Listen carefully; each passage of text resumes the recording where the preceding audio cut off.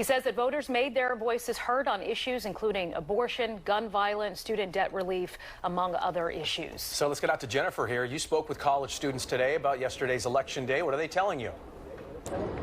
Yes, Jason and Sheba, I talked with a large number of college students here at UPenn and over at Temple University. Overwhelmingly, they tell me that abortion was the big draw for them. Students at Temple University tell us why they voted this midterm election. Roe versus Wade being overturned by the Supreme Court earlier in the year, I think that was a huge issue, not only for me, but for everyone. And it felt like for a lot of us, abortion was on the line in Pennsylvania. We'll just talk about like abortions, women's rights, stuff like that. I guess it just got me thinking a bit, so I guess I just decided to go out and vote. Early signs are pointing to a higher turnout among young voters this midterm. It was really important to me to vote for John Fetterman. Certainly to support John Fetterman, rock with the women's right to choose, and criminal justice reform were like big issues for me. Associate Professor of Political Science Michael Sansis expects this was a similar turnout to the 2018 midterms. And that was, as we remember, you should remember, that was one of the highest turnout midterm elections we've seen in many years.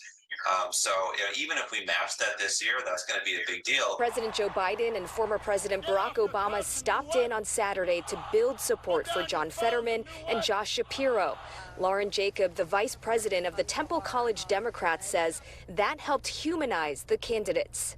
We were pushing voting very heavily here on campus, and I think that young people right now especially feel as though that this is the time to make a change. Bella Corman is a member of the college Republicans at Penn and says abortion was an important issue for young conservative voters. My biggest issue was I didn't want an extreme candidate deciding on abortion views. Now political experts say this could be the new normal for youth turnout. I think that our youth is so prevalent in our society and that we don't get enough representation for us in Congress and in even state legislatures. This should be the norm and not just a surprise.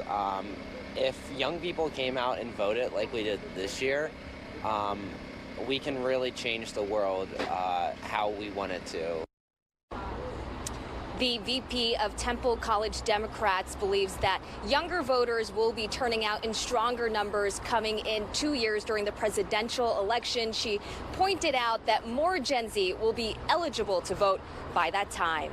Live at UPenn, Jennifer Lee, Fox 29 News. Jennifer, thank you. And with